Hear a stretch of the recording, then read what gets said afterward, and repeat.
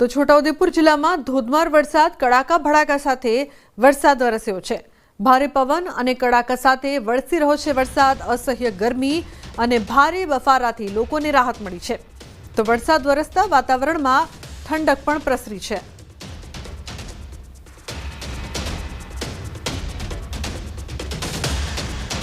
છોટાઉદેપુરમાં કડાકા ભડાકા સાથે વરસાદ વરસ્યો છે। હવામાન ખાતાની આગાહી પણ હતી ત્યારે છોટાઉદેપુરમાં વરસાદ વરસી રહ્યો છે।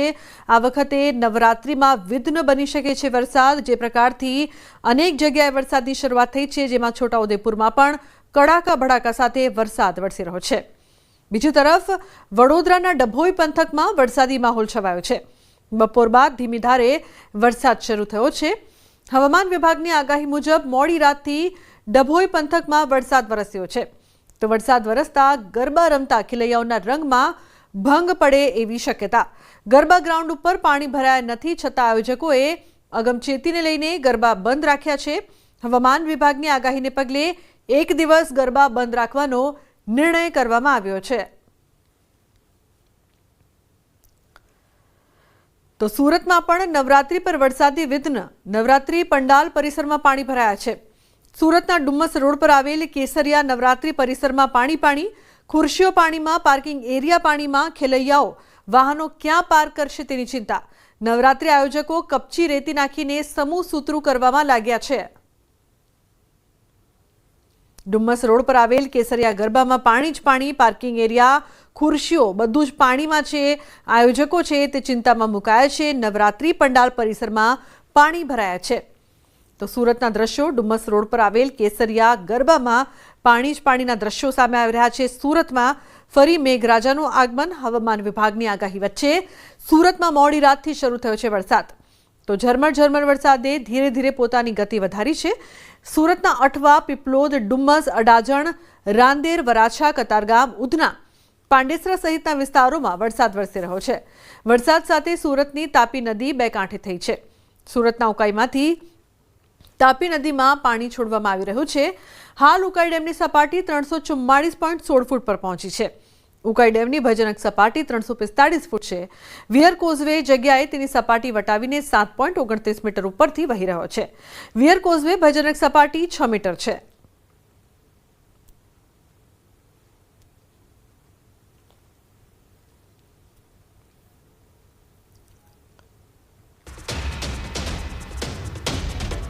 તો વલસાડમાં ભારે વરસાદને લઈને નિર્ણય। આવતીકાલે તમામ શાળાઓમાં રજા જાહેર કરવામાં આવી છે।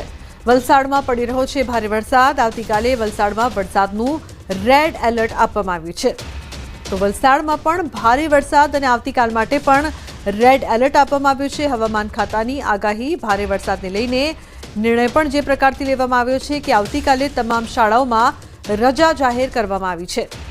તો આવતીકાલે વલસાડમાં વરસાદનું રેડ એલર્ટ રહેશે। હવામાન ખાતાની આગાહી છે અત્યારે પણ ભારે વરસાદ વરસી રહ્યો છે, પરંતુ આવતીકાલે રેડ એલર્ટને લઈને તમામ શાળાઓમાં રજા જાહેર કરવામાં આવી રહી છે। તો વલસાડમાં ભારે વરસાદ પડી રહ્યો છે અને આવતીકાલે પણ ભારે વરસાદ વરસશે। રેડ એલર્ટ અપાયું છે, જેના કારણે જે તમામ શાળાઓ છે તે બંધ રાખવાનો નિર્ણય તંત્ર દ્વારા લેવામાં આવ્યો છે। ઉલ્લેખનીય છે કે વલસાડમાં પણ આ વખતે નવરાત્રી બગડે તેવું લાગી રહ્યું છે તેવા એંધાણ જોવા મળી રહ્યા છે, કારણ કે ભારે વરસાદ અત્યારે તો વરસી જ રહ્યો છે, પરંતુ આવતીકાલે પણ ભારેથી અતિભારે વરસાદ વરસશે। રેડ એલર્ટની આગાહી છે। આવતીકાલે તમામ શાળાઓમાં રજા પણ જાહેર કરાઈ છે। ઉલ્લેખનીય છે કે જે પ્રકારથી આગાહી કરવામાં આવી છે, ભરત જોડાયા છે ફોન લાઈન પર વધુ માહિતી આપવા માટે। ભરત, શું વધુ માહિતી? અત્યારે પણ વલસાડમાં ભારે વરસાદ છે ને આવતીકાલે પણ રેડ એલર્ટ છે?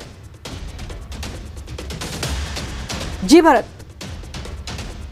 આજે પણ સવારથી જિલ્લાના તમામ તાલુકાઓમાં ભારે વરસાદ છે। પરિણામે છે વલસાડ જિલ્લામાં અનેક જગ્યાએ છે નદી નાળાઓ પર પાણી ફરી વળતા છે।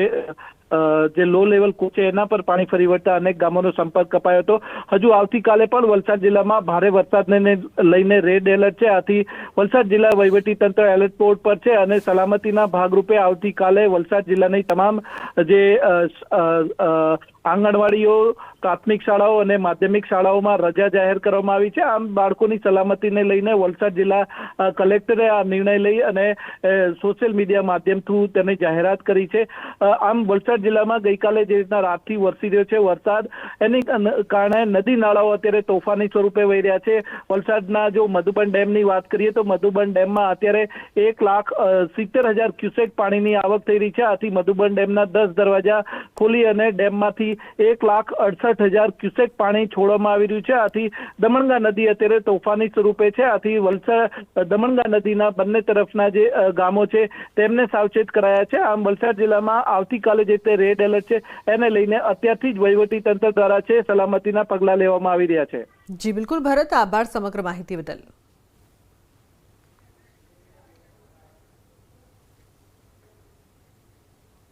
તો બુલેટિનમાં હાલ રોકાઈશું એક બ્રેક માટે. આપ જોતા રહો ન્યૂઝ 18 ગુજરાતી.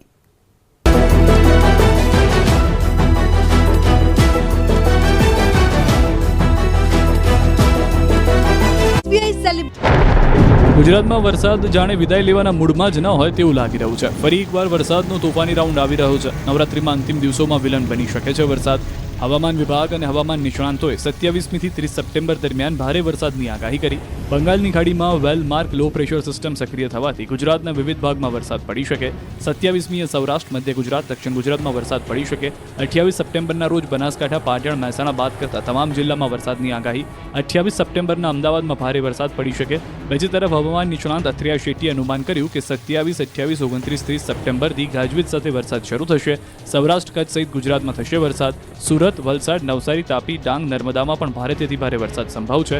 28, 29 સપ્ટેમ્બરે ક્યાંક 8 ઇંચ સુધી વરસાદ થઈ શકે છે. 29, 30 સપ્ટેમ્બરે સૌરાષ્ટ્રવાળાઓએ સાવધાન રહેવું જરૂરી છે. ભાવનગર, અમરેલી, ગીર સોમનાથ, જૂનાગઢમાં તોફાની વરસાદ પડી શકે. પોરબંદર, રાજકોટમાં પણ भारी भारे वरसाद संभव है. डे 2 की बात करेंगे तो डे 2 के लिए गुजरात रीजन के लिए एक्सट्रीमली हैवी रेनफॉल की वार्निंग है और साथ में रेड अलर्ट जारी है. और जो डिस्ट्रिक्ट है जहां पर एक्सट्रीमली हैवी रेनफॉल की वार्निंग और साथ में रेड अलर्ट है वो डिस्ट्रिक्ट है सूरत, नवसारी, वलसाड़, दमन, दादरा नगर हवेली. और इसके अलावा जो गुजरात रीजन के डिस्ट्रिक्ट हैं उसमें heavy to very heavy rainfall की वार्निंग है.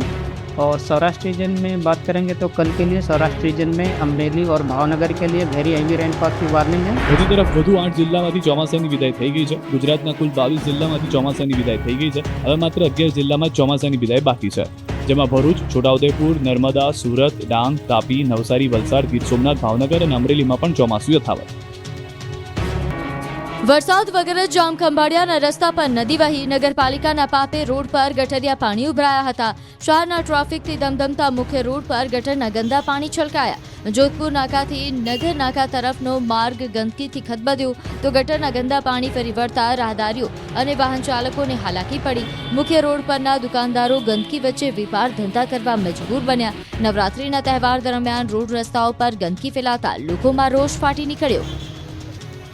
બોટાદ શહેરના મુખ્ય પ્રવેશ દ્વાર બરવાડા સાળંગપુર રોડ પર આવેલ રેલવે અંડરબ્રિજમાં કાયમી પાણી ભરાવાનો પ્રશ્ન રહે છે. 6 વર્ષથી બનેલ તેમજ 27 કરોડ રૂપિયાના ખર્ચે બનાવવામાં આવેલ રેલવે અંડરબ્રિજમાં વગર વરસાદે પાણી ભરાયેલા છે. અહીં વરસાદ ન હોય ત્યારે પણ જમીનના તળમાંથી પણ પાણી બ્રિજની અંદર આવે છે અને સ્વિમિંગ પુલ જેવી સ્થિતિ સર્જાય છે. ત્યારે બોટાદના મુખ્ય પ્રવેશ દ્વાર સમાન આ રેલવે અંડરબ્રિજમાંથી રોજ નાના મોટા હજારો વાહન પસાર થાય છે. ત્યારે ચાલકોને ભારે પરેશાનીનો સામનો કરવો પડતો હોય છે. ત્યારે બોટાદના રાષ્ટ્રીય એકતા મંચના હોદ્દેદાર કાર્યકરો દ્વારા પાણીમાં સ્નાન કરી અનોખું વિરોધ પ્રદર્શન કરવામાં આવ્યું હતું.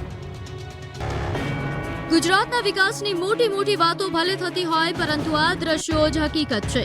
હજુ પણ ગામડાઓમાં વિકાસ જોડીમાં જ ઝોલા ખાઈ રહ્યો છે. છોટાઉદેપુરના ક્વાંટના આંબાડુંગર, મનુકલા ફળિયામાં હજુ સુધી રોડ બન્યા નથી. આઝાદીના આટલા વર્ષો બાદ પણ અહીંના લોકોએ